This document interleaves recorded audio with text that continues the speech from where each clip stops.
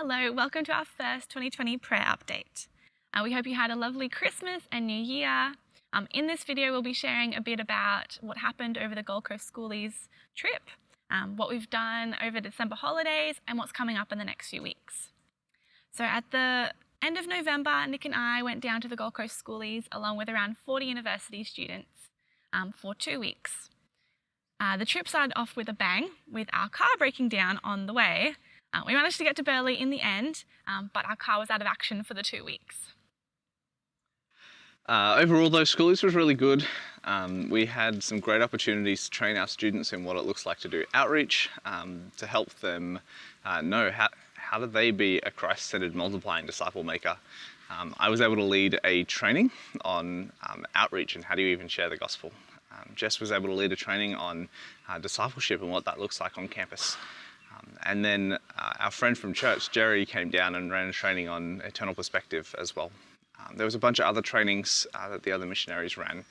And it was a really good time just for the students to grow a lot, and we saw them grow a lot. There's roughly 30,000 students this year at Schoolies, and our team of 42 was able to approach about 1,500 of them, which is roughly 5%, which we think is pretty good. We were also able to share at least one point of the gospel with 250 of those 1,500, and another 200 in that as well. We were able to share the entire gospel, as well as a challenge to make a next step. We got to see 4 people come to know Christ this 2 weeks as well. So I think there's a lot to celebrate, and there's a lot to thank God for as well. Story time. So during one night of outreach, I was walking along the beach with the other 3 people in my outreach team, and we saw someone standing on the sand staring out at the waves. So we thought that 2 of us would approach him and ask him how he was going. We could tell this guy was really friendly when he saw us and asked, "Do you guys have any weed?" We did not. Instead, we chatted with him for 2 hours. Rowan shared in that time all about his life plans, his family's background in Hinduism, his personal dissatisfaction for his own spiritual life, and we got to share about Christianity, Jesus, and the Christian life. Towards the end of that conversation, Rowan said something really interesting. He said, you've given me something to think about, something to ponder on. It's just in the back of my head. And it was really cool to see Rowan move from a place of this interest and even mild hostility towards Christianity to this curiosity and even mild interest in Jesus. The conversations that I find most encouraging on outreach are the ones where you see people take genuine steps to be closer to Jesus in their understanding and their heart towards him. And that was the case with Rowan. It's a fairly typical conversation at Schoolies as well. I was part of the leadership team, and as part of that, we spent about 6 months planning with the 4 students and the other missionary that I was on team with. This was really great. I got to see our students go from not really knowing what they were doing at all, and by the time we got onto the project, they would come to me saying, "Here's the problem, and this is my solution already, what do you think?" And most of the time I was able to say, "Yeah, go for it, sounds great." And so it was really cool to see how much they'd grown during that 6 months. I was able to grow a lot as well, especially in the times when I realized that I'd actually made a mistake, that I hadn't planned well or I hadn't communicated very well in a specific area. And so I had to come and repair some relationships as part of that. That was really humbling, and I did grow a lot through that. I can already see the way that God has been working in those relationships where I've been able to repair them well, and so that's been really cool.